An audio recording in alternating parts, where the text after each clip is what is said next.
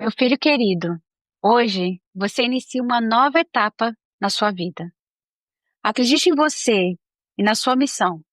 Seja sempre autêntico. Nunca omita a verdade. Transparência é essencial. Apaixone-se pelo que faz, pois só assim fará bem e com leveza. A vida exige esforço, renúncias. Nada se ganha sem entrega. Mas lembre-se sempre, você é do tamanho daquilo que você compartilha. Esse é um resumo da carta escrita por Luiz Helena para o seu filho Frederico Trajano.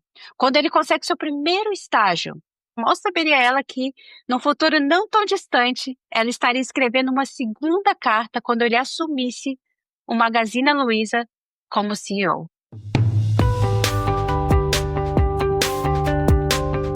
Sejam bem-vindos ao episódio final do Magazine Luiza. Eu sou a Day Andrade, fundadora e líder de marketing da Avaya, uma plataforma de AI para segurança na nuvem. Eu sou a Silvia Curione, eu sou do Vale do Silício. Aqui criei algumas startups de tecnologia e agora eu estou me aventurando no mundo da moda com a minha marca Zipperly. E lembrando que esse podcast não tem nenhuma associação ou partido político. E nosso objetivo é apenas educar, entreter e inspirar com histórias incríveis de empreendedores. Se você não viu os episódios anteriores, eu super recomendo que vocês comecem lá no primeiro episódio, depois o segundo, para ver a história completa. E é isso, chega de enrolação e vamos começar mais um episódio do Por Por trás Trás da Logo. Agora foi. Então, finalmente, Silvia, a gente chegou ao final dessa história que mais está parecendo uma novela da Globo, né? Começamos lá em 1910, com o avô da Luísa Helena saindo do sertão da Bahia, andando mais de 1.000 quilômetros a pé rumo a São Paulo. Passamos pela fundadora Luísa com seu marido Pelegrino, com a comprinha da loja lá no interior de São Paulo, lá em Franca, da Cristaleira. Lógico que a gente também contou a história da Luísa Helena, de como que ela entrou, como que ela começou e superou várias crises, né? E levou o Magazine Luiza a um novo patamar através de várias inovações. Mas agora vamos entrar em 1999, né? O Brasil aqui ele começa a se despertar, né, para a internet comercial, é, conexão de escada ainda, né, aquele barulhinho do modem, não sei se você lembra. Paciência para carregar a página, né, levava um tempasso. Mas nesse final de século, né, surgem os primeiros sites de comércio eletrônico no país. Então, empresas como Submarino, Argentina, Mercado Livre, né, eles despontam e inauguram uma nova era de compras online. Isso abre caminho para um novo modelo de marketplace, né? O que a gente conhece hoje, que é onde qualquer pessoa pode comprar e vender pela rede. E adivinhe, né? Lógico que o Magazine Luiza não ia ficar para trás nessa história, e eles foram lá e decidiram dar um salto super ousado aqui nesse mesmo ano e lançaram o seu site de vendas na internet. E isso fez com que eles se tornassem um dos pioneiros no mercado brasileiro nessa área de e-commerce. Vale destacar o quão visionário foi esse passo, né? Porque em 1999 ninguém acreditava que os brasileiros iam comprar TV, geladeira online, né? Sem ver, tocar e ver o caminhão saindo da loja, chegando na casa. A infraestrutura do e-commerce engatinhava ainda, né? Tinha desconfiança, as pessoas não estavam acostumadas com comprar online. Mas a Luísa Helena, ela já tinha abertura para fazer o inédito, que é uma coisa que o seu amigo e mentor, o Oscar Motomura, falava. Luísa Helena tem algo raro, abertura para fazer o inédito. Aquilo que ninguém faz, ninguém fez, ela transforma as ideias em ação. Isso são palavras do Oscar sobre isso, sobre a Luísa, e eu acho muito, muito verdadeiro, porque você acompanhando a história, você vê que ela, né, ela é uma pessoa que faz. E lembra das lojas eletrônicas lá de 1992? Aquela inovação foi o precursor do e-commerce. O Magalu já era acostumada a vender sem ter produto físico na loja, né? Já foi um primeiro passo ali. Então, vamos embarcar no e-commerce de 1999, que foi quase natural para eles, mas não menos corajoso. né? Nada menos corajoso.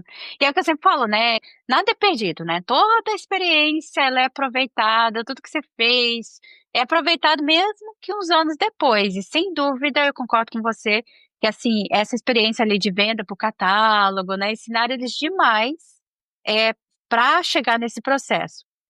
Só que agora o problema aqui, Silvia, é que assim, eles não só teriam que, levar todo esse processo para a internet, como eles tinham que escalonar toda essa ideia no digital, né.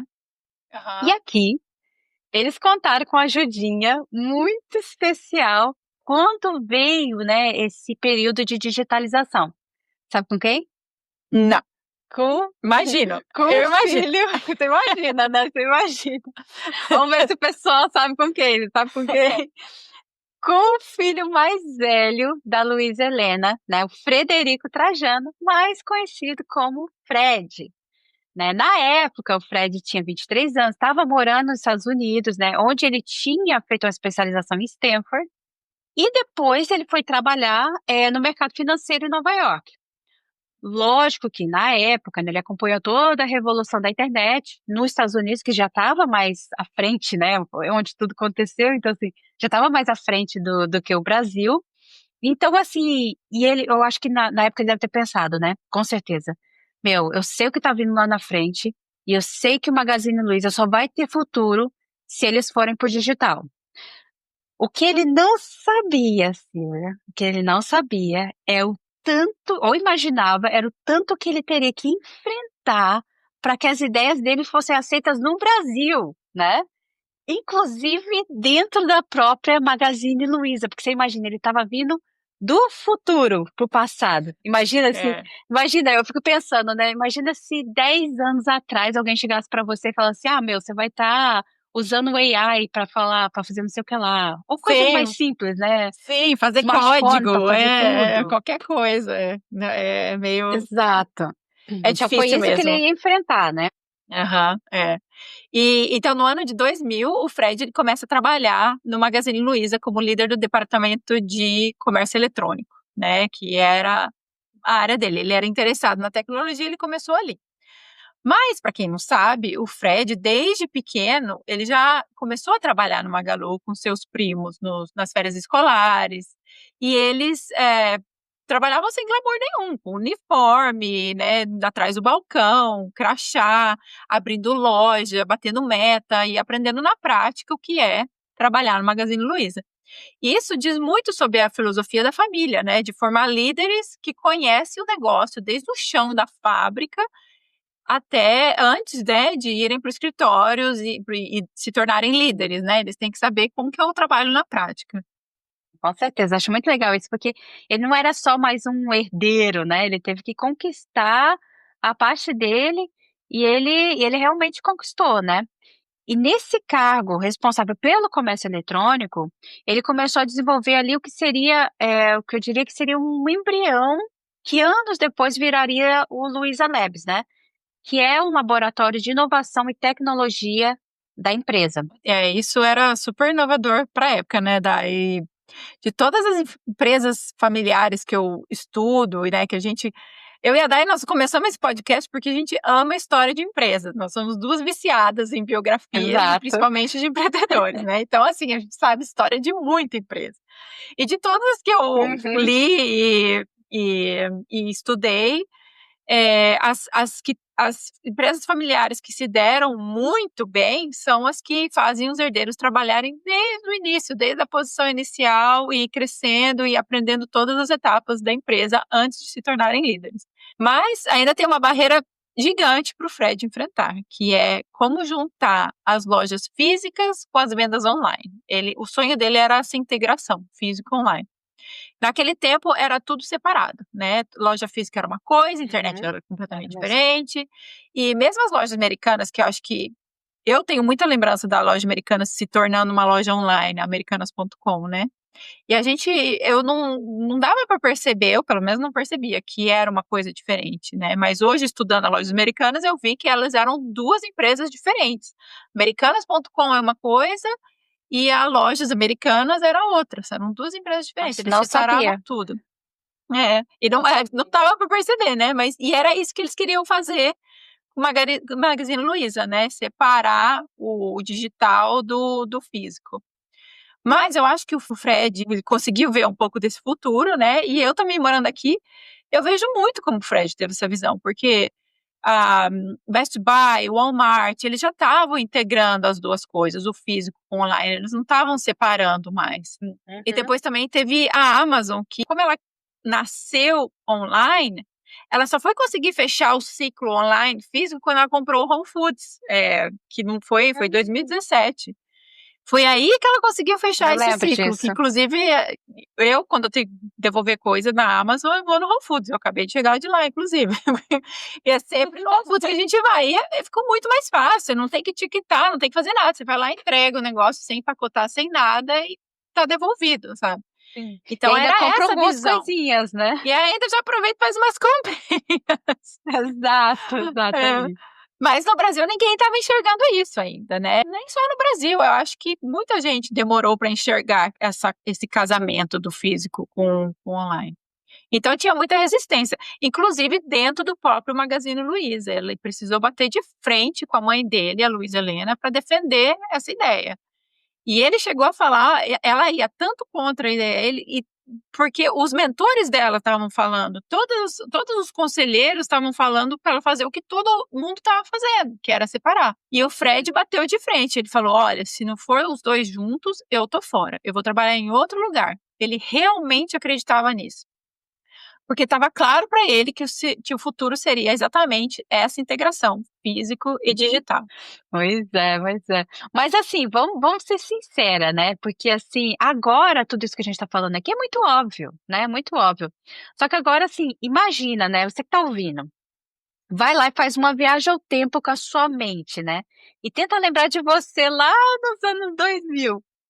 Cara, era muito difícil imaginar que isso daria tão certo assim, né, no Brasil. E a gente mal conseguia acessar, tipo, a internet direito. Agora, imagina comprar eletrodoméstico online, tipo, era totalmente surreal, assim, né.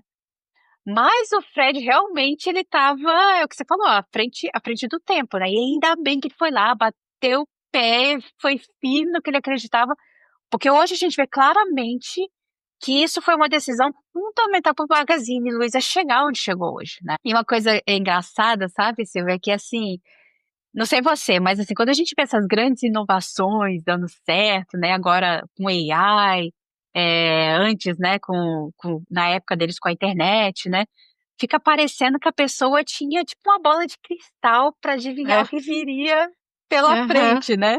é. Mas a verdade é lógica, óbvio, não é adivinhação, né, mas eu acho que é uma combinação de coisas, uma combinação de informação, experiência, curiosidade para estar atento às coisas que tá vindo, né, e tudo isso ajuda a formar uma visão mais estratégica do que pode estar vindo no futuro, né. E eu acho, cara, que assim, como empreendedor, né, falando por mim mesma, eu acho que a gente precisa estar muito atento, sabe, o tempo inteiro, porque, as coisas, principalmente inovação, acontece muito rápido, né. Ah, E ser empreendedor, é o que eu sempre falo, assim, na teoria é muito lindo. "Nossa, eu empreendo. Ai, tenho uma startup, tenho isso", mas na prática não tem glamour nenhum. Hoje você está no topo, amanhã você está lá embaixo, sabe.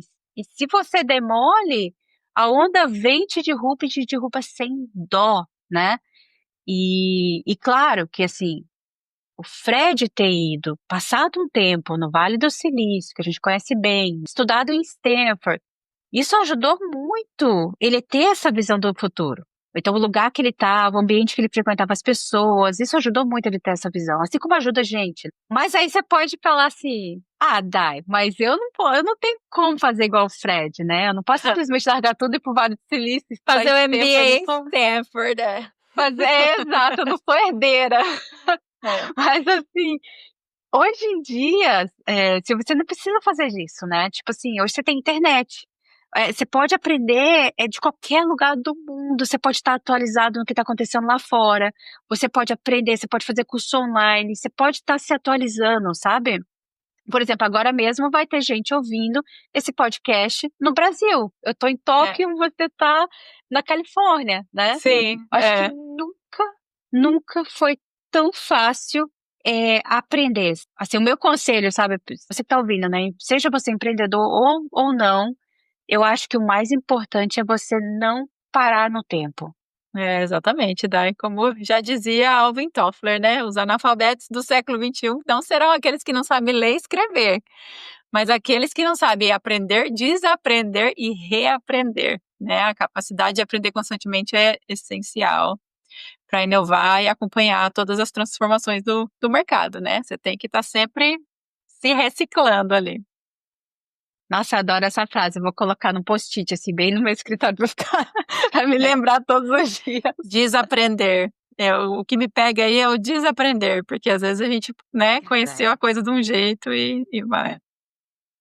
O desaprender sem dúvida o mais difícil. E falando, né, no não parar no tempo, né, que eu acho que isso é muito importante, os trajanos sempre estavam um passo à frente, né? A gente já viu isso pela história. Só que eles tinham ainda dois grandes desafios pela frente. E um estava ligado ao outro, tá?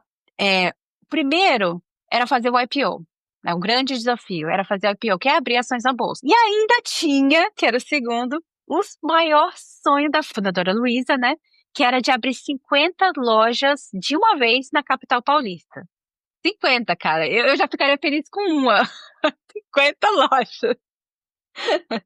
É. E eu falo que Silvia, era ligado no outro, por quê? Porque para você conseguir abrir ações na bolsa, né, fazer o IPO, eles precisavam crescer mais. Eles já tinham expandido muito para o interior de São Paulo, interior de Minas, Paraná, mas eles ainda eram muito regionais, né? Eles precisavam nacionalizar a empresa primeiro. Uhum. Só que para fazer isso, eles tinham que expandir para as capitais, né? Rio de Janeiro, São Paulo, BH. E uma das principais capitais tinha que ser São Paulo. É, exatamente. E entrar em São Paulo naquela época é igual sair do campeonato regional e entrar na Copa do Mundo, né?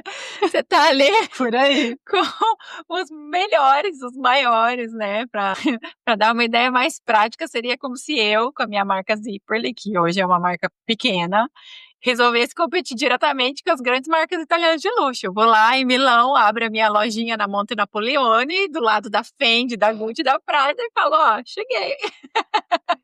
Tá aqui, tá aqui. Mas não é só chegar e abrir a loja, né? Você precisa de uma estrutura financeira robusta, você precisa investir pesado no marketing, né, para ser notado e para Uhum. ganhar respeito, montar uma logística eficiente, preparar a loja para encantar o público que está acostumado com um alto padrão, né, de São Paulo, no caso. Exato. Além de contratar e treinar funcionários rapidamente para manter o nível de atendimento, né, para você ter uma loja num lugar, assim, reconhecido. É literalmente um jogo caro, de alto risco, no mercado mais Uhum. exigente e disputado do país. Não é mais joguinho regional. Não, não, tem toda uma logística aí, né? É engraçado que eu ouço muita gente falando, principalmente a gente faz startup, né? Provavelmente você já ouviu isso também. Tem gente que chega pra mim e fala assim, Dai, eu tenho uma ideia que vai mudar o mundo, revolucionária, mas eu não posso te falar porque, assim, é confidencial ainda. Eu falo assim, meu filho, sua ideia é só 5% do jogo. Tem toda uma estrutura. Eu nem quero copiar sua ideia, porque eu nem tenho tempo de fazer sua ideia, Não, exato. né? Ideia eu tenho 1000 também, o problema é executar as ideias. O problema é executar, o problema é ter dinheiro para marketing, o problema é várias coisas, né? Mão de obra qualificada, isso tudo aí que você falou, tipo assim, não era, no caso deles, não era só abrir uma loja em São Paulo, né? Era, tipo, tinha toda uma coisa para eles realmente conseguir alcançar isso. Mas os trajanos não se intimidavam, não, viu? Eles não se intimidavam, porque em 2004 eles foram lá e abriram 4 lojas eletrônicas na zona leste de São Paulo. Sabe aquele modelo de lojas eletrônicas que eles tinham criado lá atrás? Até você comentou agora há pouco? Uhum. Então, eles Sem usaram essa produtos. mesma. Sem produtos, exatamente. Eles usaram essa mesma lógica, né? Que era de compra por catálogo e tal. E eles usaram isso na zona leste de São Paulo. Só que o problema é que, assim, nem tudo são flores, né? Tem coisa que você faz que dá certo e tem coisa que você faz que, assim, você aprende que, meu, que não era pra, né? Que deu É. errado, né? E aprendeu com aquilo e bola pra frente. Exato. E realmente, essa ideia, eles abriram as 4 lojas, mas foi um fracasso, foi um fiasco, não deu certo. Por quê? Né, eu explico. Diferente das cidades lá do interior de São Paulo, né, que eles iam lá, compravam o catálogo, gostavam dos cursos, né, que a gente tinha falado anteriormente e tudo mais. A zona leste de São Paulo, as pessoas já estavam acostumadas a testar o produto primeiro, a ver o produto primeiro antes de comprar, né? Fora o que você mencionou, que é a concorrência que era muito grande na capital. Para você ter uma noção, uma coisa muito engraçada aconteceu, cara. No dia da inauguração dessas 4 lojas, Hum. o CEO, o então CEO, né, das Casas Bahia, Michel Klein, ele deu uma entrevista dizendo que, assim, eu não tenho medo do Magazine Luiza entrar em São Paulo, porque os paulistanos já estão acostumados, são super fiéis às Casas Bahia. Tipo, se Até, achando, né?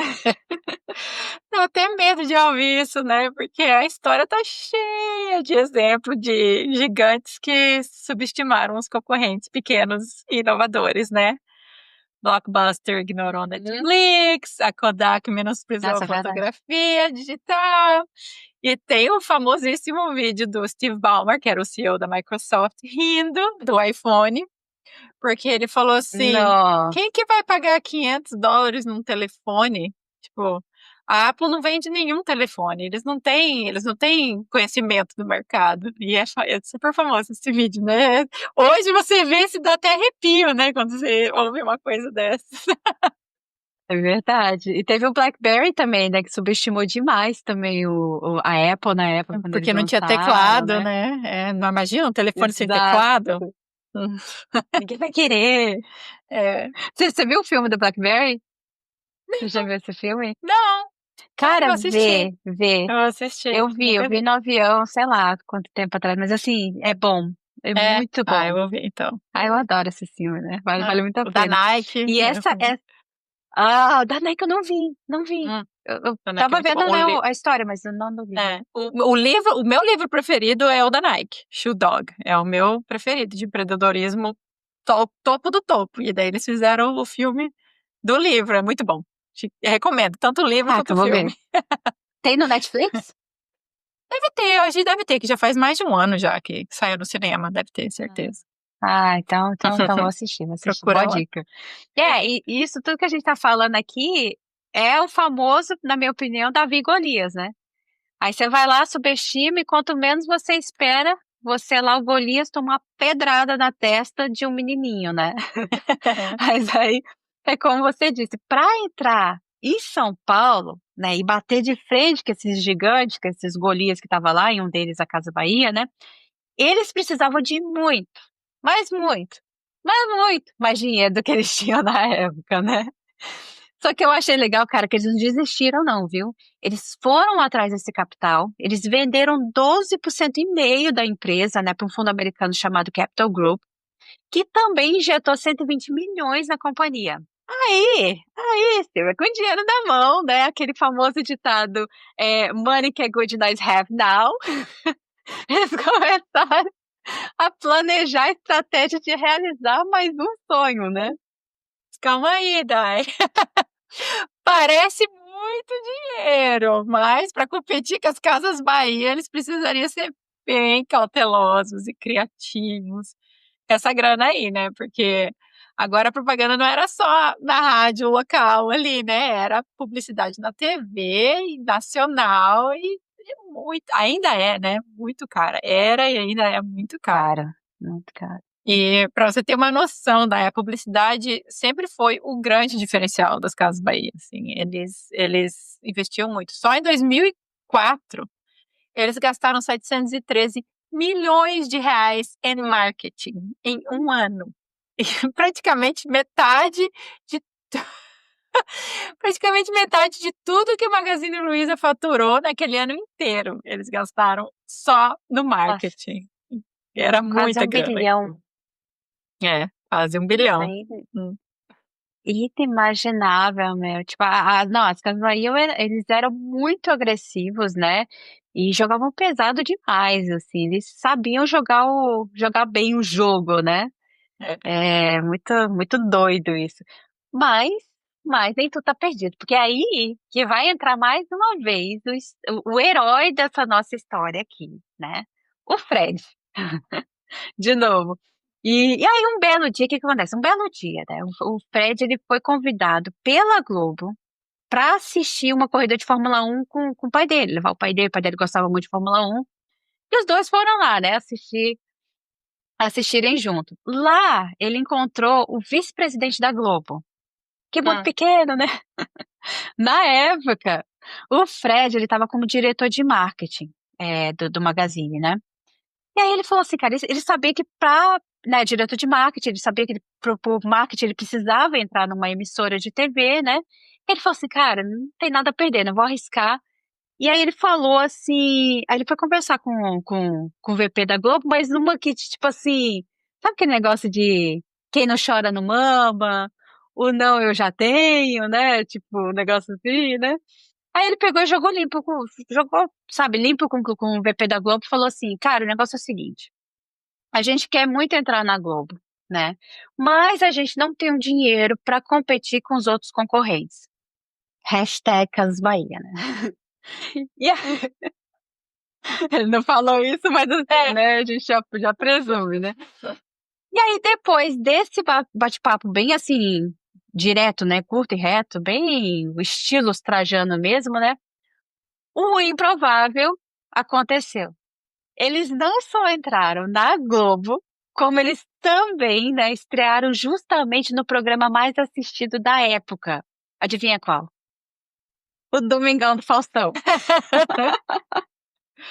Pois é, essa história é demais, né, muito legal. É daí que veio o famoso caminhão do Faustão, né, que dava prêmios toda semana Exato. por 1 ano, eu acho, você lembra disso?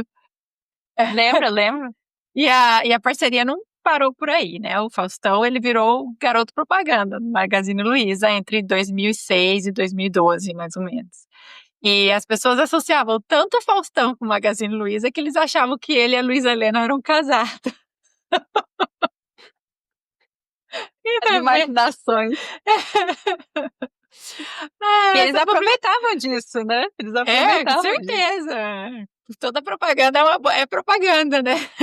Exato, exato. E essa publicidade no Domingão do Faustão era só 1/10 do que a Casa Bahia gastava, com o marketing deles, né, mas o impacto, na minha opinião, era muito mais forte. E falando nesse espírito do Fred, né, do famoso "o não eu já tenho", você mesmo, né, Dai, você já teve experiências bem importantes, bem interessantes com isso, né. Conta aí pra gente uma história. Nossa, não, já tive muitas, várias histórias, mas É, eu eu vou sei. contar uma. Tu sabe, né? Eu vou contar uma aqui que é uma das minhas prediletas, desse "Quem não chora não mama", né, o "Não eu já É. tenho". É, com uma história que aconteceu com a minha primeira empresa, lá no Canadá, né. Hã. Meu, as coisas estavam bem, tipo assim, difíceis, a gente lá no Canadá tentando levantar dinheiro, que era muito difícil, né, por conta que os investidores eram bem mais fracos do que no Vale do Silício para esse tipo de coisa que a gente fazia, né. Na época, a gente fazia, era tecnologia para infraestrutura de cloud, no cloud, né, na nuvem. Eu sei que a maioria das pessoas vão entender o que que é isso, mas a única coisa que você precisa saber é que isso é extremamente caro, porque ele exige uma mão de obra muito especializada, né, Hã. então a gente gastava muito, muito dinheiro. Só que enquanto isso, enquanto a gente não conseguia levantar dinheiro para levar essa empresa para frente, que já tinha funcionário e tudo mais, enquanto isso, os nossos concorrentes no Vale do Silício estavam nadando no dinheiro, já tinham levantado dezenas de milhões de dólares, né? E aí a gente viu que assim, o único jeito que a gente conseguiria competir com eles era tentando arrumar uma parceria com uma empresa de hardware, né? A gente era software, e se a gente colocasse o nosso software num desses hardware, tipo IBM, Dell, HP, né, e outros, a gente poderia conseguir competir com esses nossos concorrentes, porque agora o marketing quem faria seria essas empresas de hardware que tinham muito mais dinheiro do que a gente tinha. Então, essa era a nossa jogada. Porém, o problema aqui é que a maioria dessas empresas de hardware já tinha parceria com nossos concorrentes. Então aí é tipo assim, ferrou, já estava lá no mercado, já estava indo super bem com os concorrentes. Só que tinha uma dessas em especial, que era a Dell Computadores, que não tinha, ainda estava para trás no jogo, ela não tinha parceria com ninguém estava sabendo o que eles iam fazer, né, sobre essa nova iniciativa do mercado e tal. E a gente falou assim, cara, eles estão ficando para trás no jogo, vão ir atrás deles, quem sabe, né? E aí a gente começou, né, mandar mensagem pro pessoal de parceria da Dell, diretor, VP, manager, todo mundo, né? Inclusive, e ninguém respondia, viu? Ninguém respondia. Lia a mensagem, você via que lia, mas ninguém respondia. Aí a gente falou assim, vamos tentar alguns brasileiros, né, que trabalham na parte de parceria da Dell, porque assim, né, são brasileiros, né, você Uma mandava mensagem, conexão. tipo assim, cara, né, eu sou brasileiro, você é brasileiro também, coxinha, churrasco, brigadeiro, vamos lá. E nada, ninguém respondia. Até que um dia, o Bruno, né, meu esposo, pra quem não sabe, a gente sempre fez startups juntos, né? E a gente tava junto nessa também. E o Bruno, ele é muito disso, o não eu já tenho, sabe? Eu não Uhum. era tanto, essa parte eu aprendi sem dúvida com ele. Ele era muito não, eu já tenho e tal, ele viu que ninguém tava respondendo, e aí ele resolveu mandar uma mensagem no LinkedIn pra ninguém menos, ninguém mais que o Michael Dell, CEO e fundador da Dell Computadores. E Silvia, adivinha? Sim, o Michael Dell respondeu. Tipo, inacreditável. É uma coisa que você falou até, vou mandar um e-mail pro Trump, vou mandar um e-mail pro Bill Gates, sei lá, sabe, a pessoa, o Elon Musk, a pessoa responder, né? Uhum. Cara, e ele não só respondeu, como ele colocou um e-mail com todo mundo de parceria, essas mesmas pessoas que a gente tinha mandado e-mail lá atrás que nunca responderam. Uhum. Ele colocou um e-mail com todo mundo falando assim, olha, a gente quer ser parceiro dessa, eu quero ser parceiro dessa empresa, pode iniciar o processo de parceria com eles. E aí a gente, depois disso, vai pro Texas, muito louco. A gente vai pro Texas, lá na Dell, né? E aí, pouco tempo, a gente vira os parceiros realmente da Dell. Olha.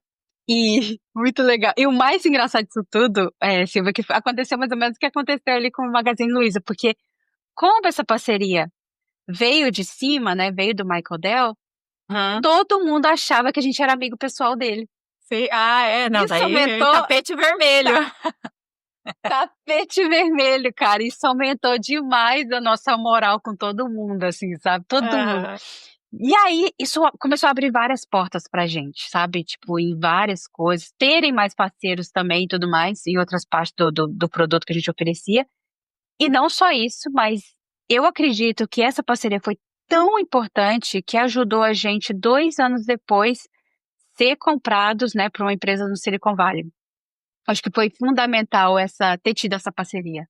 Então, eu vou contar rapidinho, mas a primeira empresa que a gente vendeu foi bem parecida, assim, a gente mandou e-mail para o CEO e assim, a gente sabia o nome e sobrenome dele, né, daí a gente mandou tipo 4, a gente não, né, o Rafa, porque ele é bem mais cara de pau que eu, nesse sentido.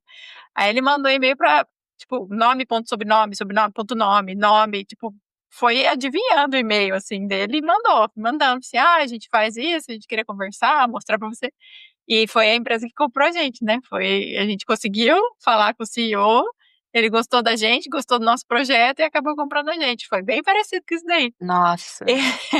E uma vez também, nessa mesma coisa, o meu marido, o Rafa, ele estava bravo com uma guitarra que ele tinha comprado lá na Amazon, que mandaram errada, e o customer service não estava ajudando ele, assim, a resolver o problema.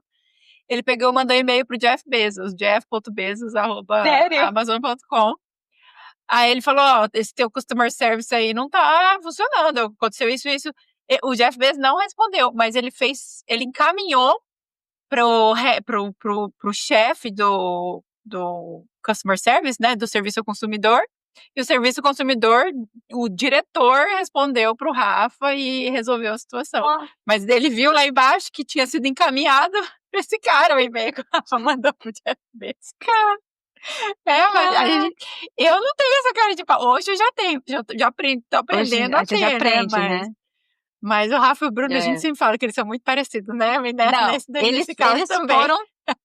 eles foram trocados na maternidade, né, Verdade. é Sim. incrível, é Eles não sabem incrível. disso, mas a gente sabe. É engraçado pra quem não sabe, né, a gente se conheceu através, numa festa, né, que a gente se conheceu, Aham. e o meu irmão também já conhecia ela, e É. ele sempre falava pra mim assim: "Dai, você precisa conhecer a Silvia, E ele porque falava pra ela é mim muito também. parecida com você, e o marido dela é idêntico ao Bruno", é a mesma coisa. Mas Muito essas legal. histórias reforçam o que a gente fala aqui, né, no podcast. Grandes oportunidades vêm justamente da coragem de tentar algo que ninguém tentou, né.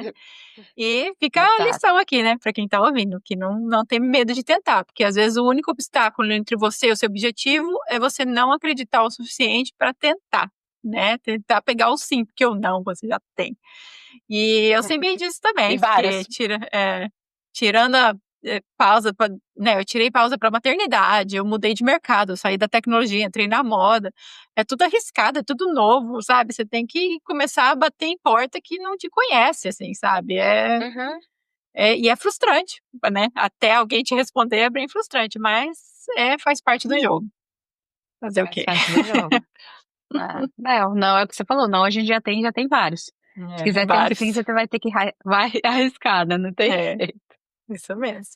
E a e agora continuando a história, né, eles já graças ao Domingão do Faustão, né, e o Faustão lá que tinha eles já estavam nacionalmente conhecidos, com dinheiro no caixa, porque, assim, isso trouxe muito, né, aumentou muito, tipo, a visibilidade deles, né. E aí chegou a hora, né, de realizar mais um grande sonho, e nesse o maior sonho, que era o sonho da tia Luísa, que era entrar de vez na capital paulista. Agora eles poderiam entrar em grande estilo, né, Aham. diferente das 4 lojinhas eletrônicas. E eles fazem isso, eles entram na capital paulista em grande, mas grande estilo mesmo. Você imagina isso, eles colocaram o Faustão sobrevoando São Paulo, anunciando ao vivo, falando assim: "Nos próximos dias, a cidade de São Paulo vai ganhar 50 lojas do Magazine Luiza de uma vez". Então era propaganda para todos os lugares, do Magazine Luiza. Era muita coisa, tipo, acontecendo. Eles entraram em grande estilo em São Paulo. E não só isso, eles fizeram uma festa linda, parecia, assim, uma festa de casamento, sabe, ou de debutante, assim, para comemorar essa conquista, né. E a grande estrela da festa era, lógico, a tia Luísa. Era o sonho dela, E era o né. sonho dela, você imagina desde lá de trás, né, construindo Uhum. a lojinha lá em Franca. Imagina o que que não passou na cabeça dela agora abrindo 50 lojas na capital do estado, né. Eu imagino, porque, assim, eu sou do interior, né, do Rio de Janeiro, e a gente sempre pensa, né, na capital, ir pra capital, o meu plano era sair de Volta Redonda e ir pra capital. Então eu imagino ela entrando na capital com 50 lojas. Cara, assim, surreal, surreal. E tem um vídeo dessa festa. E eu vi o vídeo dessa festa e é muito lindo, né. A tia Ah, Luísa aparece no vídeo toda emocionada, e ela dizia assim, Silvia, ela falava assim: "Eu não preciso ganhar presente de mais ninguém hoje, porque o presente maior eu já ganhei de Deus, que é ter entrado aqui em São Paulo". Muito lindo, muito fofo. E aí com 82 anos, ela aparece lá toda bem arrumada, bonita, sabe, feliz, um pouco nervosa também, porque ela nunca tinha dado nenhum discurso público na empresa ou nenhum lugar, mas ela vai lá, respira fundo, sabe, segura na mão do Pellegrino, que na época tinha 84 anos, sobe no palco e dá o seu primeiro discurso público na empresa. E ah, ela fala mais ou menos assim, eu vou ler uma parte para vocês, ela fala assim: "É o meu orgulho que ser honesta e tratar bem o cliente não é mais que a nossa obrigação". Eu me orgulho de dizer, né, fala que ser honesto e tratar bem os clientes não é mais que a nossa obrigação. É bom ver que uma empresa pode crescer e ser bem-sucedida seguindo esses princípios. Um agradecimento especial à minha querida Luísa Helena, a filha que eu não tive. essa parte ela se emociona, assim, é muito lindo. Ela continua: "Muito obrigada aos meus parentes, aos diretores, aos funcionários que continuam a tarefa que Pellegrino e eu começamos. E façam bastante propaganda boca a boca, hein? Precisam mesmo. Compre bastante da gente e ajude essa empresa a crescer ainda mais aqui em São Paulo. Um abraço carinhoso a todos e muito obrigado." Nossa, Bem, que bem lindo. tia Luísa, né? Muito lindo, né? E é Linda, ela incrível, né? Que desce do são palco bem emocionada, assim, emocionada. bem, bem linda. E são essas histórias, né, reais que tocam a gente, né, profundamente, assim, e que inspiram, né, a gente a acreditar na força do empreendedorismo e criar algo maior que você, né, com propósito, com coração, com coragem.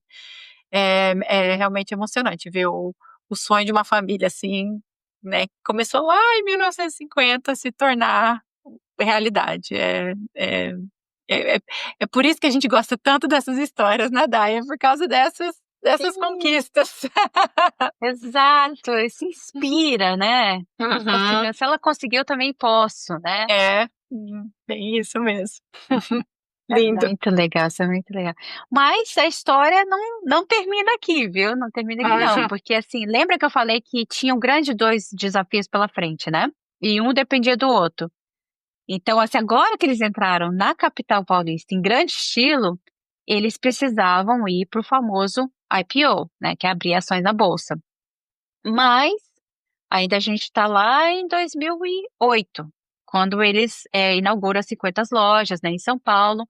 E essas lojas foram extremamente sucesso, né? Foi assim, teve um pouquinho de, como é que a gente fala?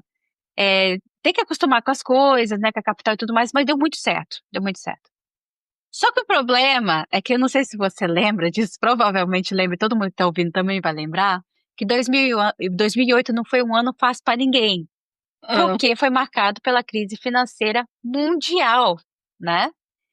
E eu me lembro bem nessa época, Silvia, porque a gente morava no Canadá e a crise foi tão feia nos Estados Unidos e no Canadá, né, que assim, a gente teve que mudar. A gente saiu do Canadá e a gente mudou para a Holanda para tentar escapar da crise. Porque estava todo mundo perdendo emprego, perdendo casa, perdendo tudo, sabe? Foi muito, muito feio. Você estava nos Estados Unidos nessa época, Eu não? cheguei nos Estados Unidos em 2009, só que como eu cheguei empregada, eu tinha emprego quando eu cheguei aqui, eu hoje olhando para trás, eu perdi muita oportunidade, porque é que eu não tinha dinheiro para investir em nada, né, mas o preço das casas eram risórios, assim, comparado com hoje.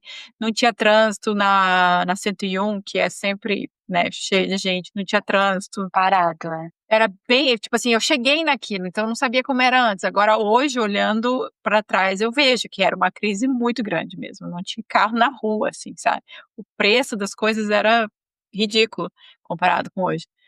Então eu estava aqui, mas assim, eu não sofri a crise aqui porque eu tinha meu emprego, mas olhando para trás, falando, nossa, queria ter tido dinheiro no bolso. Com certeza. Você estava antes na Itália, né?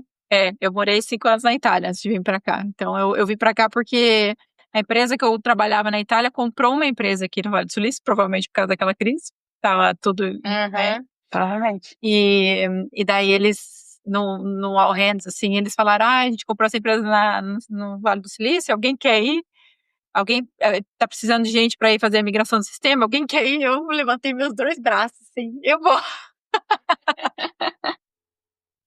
E o E o Rafa Rafa do meu topou de lado. boa? Então, o Rafa, ele trabalhava comigo, né? Daí do meu lado, ele falou assim: você tá louca? Depois a Uau. gente conversar direito e a gente resolveu do custo tentar. Porque eu sempre, toda vez que eu me jogo em alguma mudança, o meu pensamento é: tá bom do jeito que tá? Tá. Pior que pode acontecer é eu voltar pra trás. Ah, eu vou pros Estados Unidos, não gostei, volto pra Itália, né? Tipo, o pior que pode acontecer é eu voltar pra trás. E se o atual tá bom, qual que é o problema de eu me jogar em algo diferente, né? Então essa sempre foi a minha mentalidade pra mudança, assim. Então eu falei, vamos, se não for bom a gente volta, que problema tem? E foi Nossa, eu assim, adoro isso. foi bem na crise de 2009 eu cheguei nos Estados Unidos.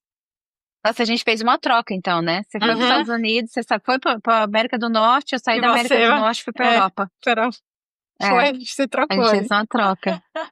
Caramba. E no varejo brasileiro não foi muito diferente, né? A crise foi pesada também lá no Brasil. Eu acho que com certeza menos do que na América do Norte, né? Mas o varejo brasileiro sofreu bastante com isso. Mas, mais uma vez, né, o Magazine Luiza conseguiu passar por essa crise, enfrentar e saiu dela, né? Saiu dela bem e mais forte. Só que, Silvia, no ano seguinte, né, em 2009, aconteceu algo assim que, meu, sabe, nenhuma estratégia empresarial ou inovação, nada, nada, nada, nada poderia resolver esse problema que a família Trajano estava prestes a passar. Porque no dia 2 de novembro, que era feriado de finados, né? A família deles estava todo mundo reunida numa chácara em Minas Gerais, num churrasco de família. Quando o Erasmo, o marido da Luiza Helena, né, entrou na casa para pegar alguma coisa lá dentro e nunca mais saiu. Nunca mais saiu. E muito triste, sabe? E o Fred, né, que foi entrar em casa, tal, para também ver alguma coisa lá. E foi ele que encontrou o pai dele sem vida no chão, né, vítima de um aneurisma fatal no abdômen. E, cara, e numa entrevista, assim, um tempo depois, assim, é bem forte essa parte, assim, né? A gente que já perdeu, né? Gente da família, assim, a gente consegue sentir a dor, né? Porque o Fred comenta nessa entrevista, ele fala assim, com o falecimento do meu pai, todo o resto ficou muito pequeno, né? Perder dinheiro, ter dificuldade no negócio, tudo isso faz parte da vida do empresário no Brasil, né? Mas perto daquela perda, tudo pareceu muito significante. Nossa, imagina a barra, né, que todo mundo passou. A Luísa Helena perdeu um companheiro de 40 anos, né, e o Fred tem encontrado o pai daquele jeito, né, tem coisas que a gente consegue resolver com estratégia, criatividade, resiliência, né, mas algo assim foge do controle. Eu mesma acabei de passar pela experiência de perder meu pai. E assim, a minha não foi inesperada, sabe? Assim, a gente não esperava, a gente não sabia que ele estava doente, assim, foi meio rápido, mas eu consegui ficar no hospital com ele, eu consegui segurar a mão dele, eu consegui ver o último respiro dele, assim, é o que ele falou, assim, tudo fica insignificante, assim, a hora que você vê a fragilidade da vida, assim, a nossa insignificância, né? Tipo, a gente não é nada, um momento a gente tá vivo, outro a gente pode não estar. Então, muita coisa, realmente, a experiência da morte tão próxima, assim, ela, ela muda a gente, ela muda a nossa perspectiva. E o dele foi traumático, né? Foi inesperado. Ele viu uma, né? Diante dos olhos dele, sem poder fazer nada, né? Simplesmente não poder fazer nada. É muito pesado, muito pesado. E assim, e foram anos muito difíceis, né? Me imagino ali para a família Trajano, né? Não foi nada fácil. Mas aquela coisa, né? A empresa tinha que seguir em frente, tinha que continuar. E, e aí chegou a hora, né? Que mais esperada, que era colocar o plano antigo de novo, né, em jogo, que era fazer o IPO, né? Abrir ações à bolsa.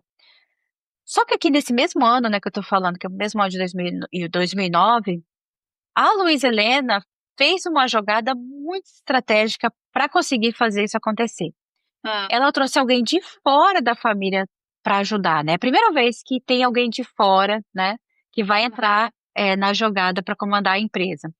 E aí, nesse mesmo ano de 2009, o Marcelo Silva, que tinha passado 6 anos como CEO das Casas Pernambucana, ele entra no jogo. Tá, o Marcelo era um executivo muito experiente, né? Vi algumas entrevistas dele e tal. O cara era muito bom. E ele entendia muito bem de empresas familiares e ele tinha um perfil perfeito para levar o Magazine Luiza para o próximo nível, né? Além disso, ele ia servir como uma ponte muito estratégica entre a liderança histórica da Luiza Helena e o futuro CEO, que seria o Frederico, né? Frederico Trajano, Fred. É.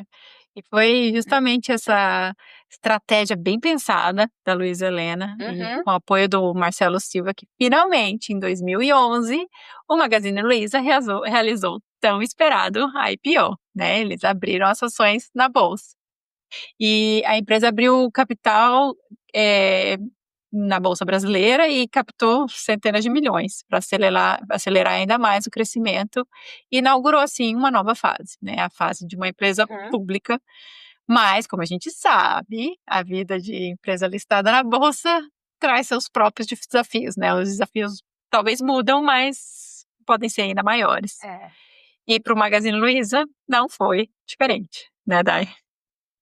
É, né, é o que eu sempre falo, não tem glamour, uma hora você tá no topo, outra hora você tá lá embaixo, uma hora você tá comemorando, é sempre assim, né. Montanha-russa, é a montanha-russa. É, é uma montanha-russa, meu. Mas o IPO inicialmente realmente foi um sucesso, né, e uma conquista, assim, surreal. Pra mim, assim, IPO é como você ganhar um Oscar, né, tipo assim, meu, é Sonho. exatamente isso, né. E eles estrearam, né, na bolsa em julho de 2011 com a Luísa Helena lá, tocando a campanha da B3, emocionada, né, família Trajano, investidores, funcionários, todo mundo lá celebrando aquele momento. Eu imagino que, assim, era como ver o Magalu fazendo uma festa de debutante no mercado financeiro, né, aos 54 anos de existência. É. Mas logo começaram os desafios. Pouco tempo depois, o Brasil entrou numa fase turbulenta, uma crise econômica pesada entre 2012 e 2015, mais ou menos. A inflação disparada, os juros altíssimos e o consumo despecando rapidamente. É, foi um período difícil pra caramba, assim, no Brasil, né, principalmente para o setor varejista. Para vocês que estão vendo ter uma ideia da gravidade da situação, as ações do Magazine Luiza, que tinham estreado em torno de R$ 16 em 2011, chegaram a cair a menos de R$ 1 em 2015. A gente está falando aqui, gente, de literalmente centavos, né.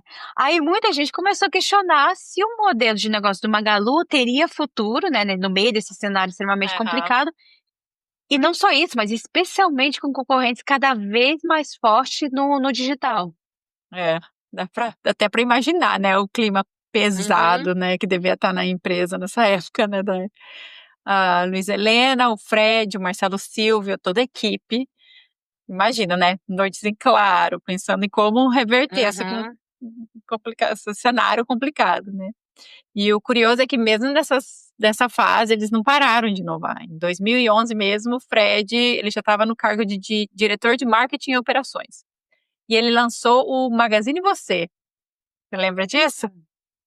Era uma plataforma inovadora que permitia as pessoas a revenderem produtos, da Magalu pelas redes sociais, né, algo totalmente novo pra época.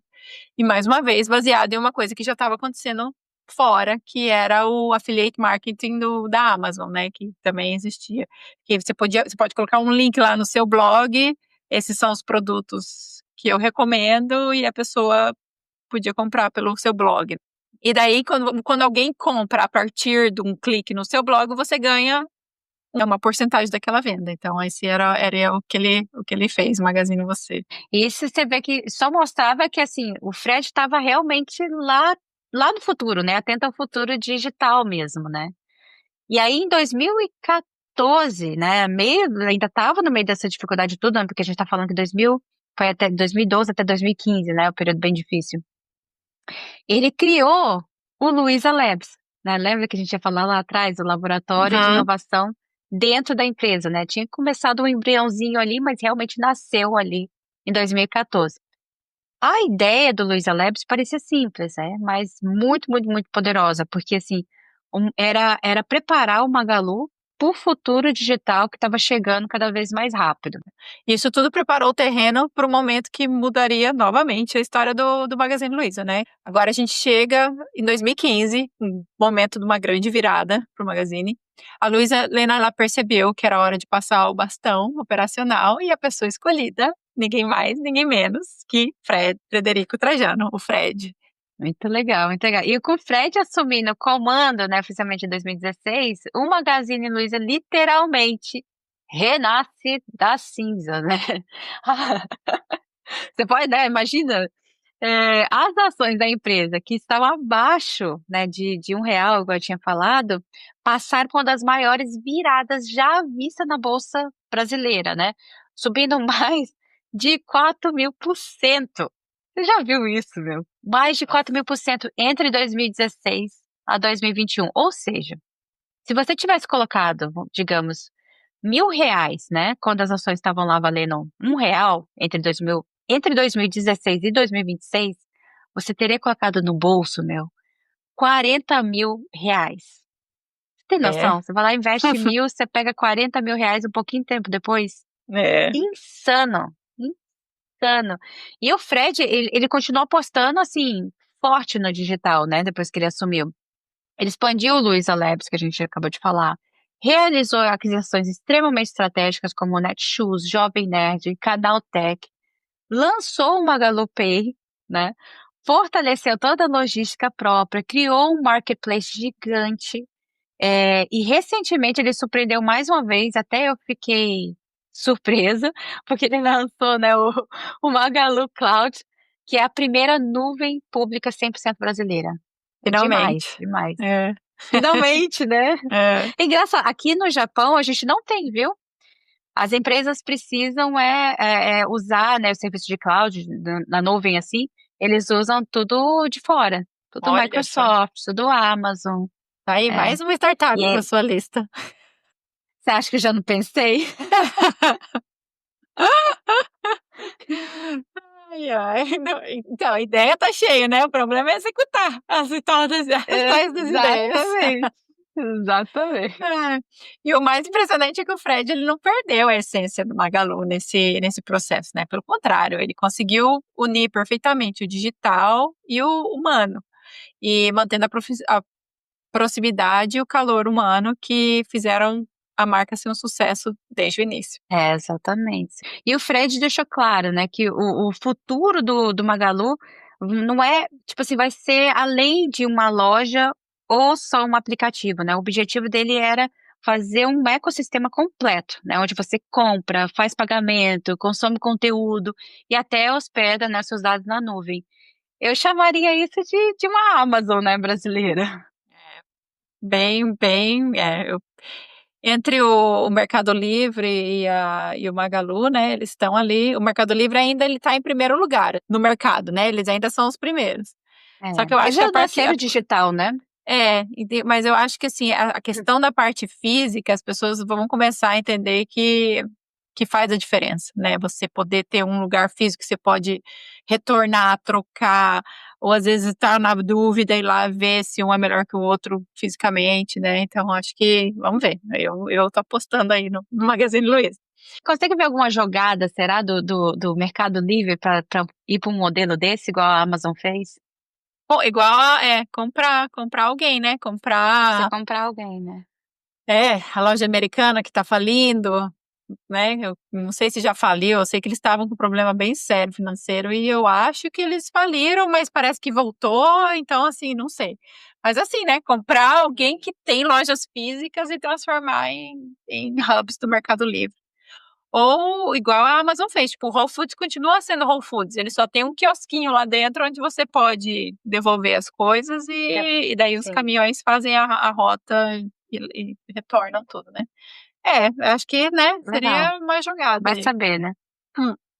E depois disso tudo, a gente precisa falar da pandemia, né, em 2020, que foi um momento crítico para o mundo todo, né, todas as lojas físicas fecharam a porta, ninguém mais estava muito saindo de casa, só que o Magalu já estava preparado digitalmente, né, o Fred acelerou ainda mais a transformação digital nessa época, apoiando pequenos negócios e mantendo as vendas através do marketplace. Então, as lojas que eram só físicas, pelo marketplace do Magalu era fácil eles fazerem o catálogo deles online e vender online também, ou só online, né? No caso das lojas que não conseguiram reabrir nunca mais. E ele conseguiu um crescimento super acelerado durante a pandemia por já estarem preparados para esse crescimento digital que aconteceu. Pra você ter uma ideia, o valor da ação em 2020 chegou a R$ 272 na época. Eu tava olhando o gráfico, acho que foi o mais alto do histórico, assim, ever. De sempre Nossa. foi R$ 272, que era bem Já alto. pensou se eu tivesse comprado lá atrás, quando eu estava sentada? 80 centavos, Nossa, Deus. é. E a Luísa Helena aqui, ela já estava fora da operação diária, mas ela ainda é diretora, né? E ela assumiu um papel fundamental durante a crise, ela foi uma voz ativa, defendendo vacinação, responsabilidade social, etc., né? Ela usou o nome dela e a presença, a posição dela para defender as causas que ela acredita. Legal, legal. E falando nela, né, a Luiz Helena, ela não saiu realmente completamente do cenário, né? Hoje ela é presidente do Conselho de Administração do Magazine Luiza e, como você falou, ela segue sendo uma das vozes mais influentes do país quando vem a questão das causas sociais, né, como igualdade racial, empoderamento feminino e várias outras coisas, assim, que ela está envolvida, está envolvida com muita coisa. É o Grupo Mulheres do Brasil, que é super legal. Aqui no Silicon Valley tem também, e é um grupo bem legal de mulheres. Cientistas, empreendedoras, juntam bastante tipos diferentes para falar, para crescer, para estudar. É bem legal. Já a fundadora do Magazine Luiza, a querida tia Luísa, ela faleceu recentemente, em 2024, aos 97 anos. Mas, Caramba, meu. é, bastante.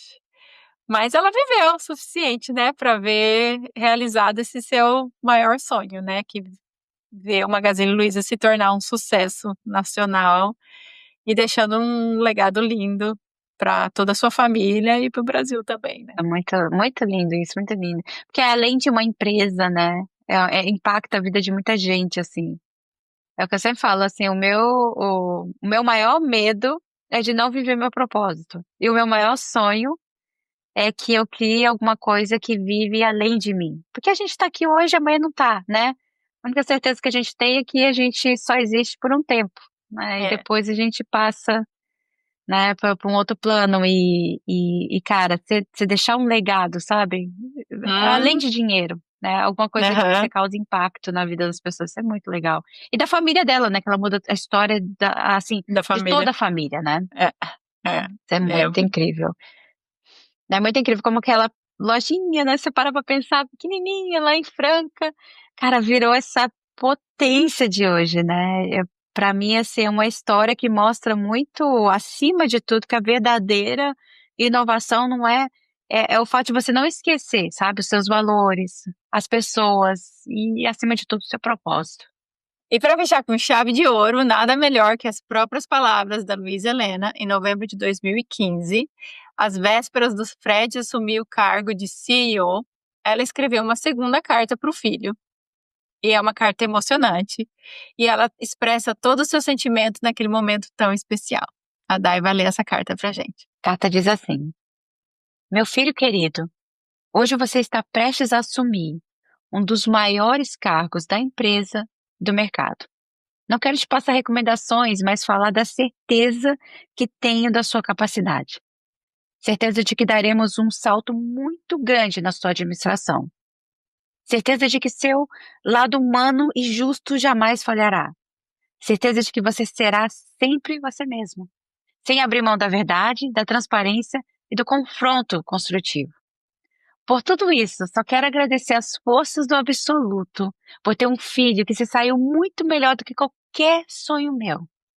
E por ver o Magazine Luiza, que tanto amo, nas mãos do jovem mais preparado do mercado. Peço a Deus que lhe dê muita saúde e muita fé. Sabe que estarei sempre ao seu lado. Com muito amor e gratidão. Luísa. E é exatamente com essa mensagem forte que a gente encerra essa série especial sobre o Magazine Luiza aqui no Por Trás da Logo. Mas muita calma ainda que não acabou, viu? No próximo episódio, a gente vai estrear um quadro novo chamado Fora do Script. Né? Nesse quadro, a gente vai deixar o script um pouquinho do lado para contar sem filtros o que aprendemos, né, com essa história incrível do Magazine Luiza, trazer também nossa opinião sobre os bastidores dessa grande logo, né? E compartilhar um pouquinho também da nossa história como empreendedora. Ah, uma coisa que vale lembrar, né, Silvia, se você ainda, né, que tá ouvindo, não segue a gente lá no Instagram, segue e compartilha com a gente através do direct ou comentários, um pouquinho também da parte que você mais gostou dessa história, ou o que você quer ouvir, né, alguma outra logo que é a sua da sua preferência, que você quer saber a história por trás da logo, ou qualquer coisa que você quiser compartilhar com a gente, até mesmo uma história pra gente trazer também no Fora do Script, né. É isso aí. Vai ser um bate-papo bem aberto, espontâneo e eu tenho certeza que vocês vão gostar. Porque, no fim das contas, por trás de toda grande logo existe uma grande história. É isso aí. Até o próximo episódio Fora do Script. Até mais. Até mais!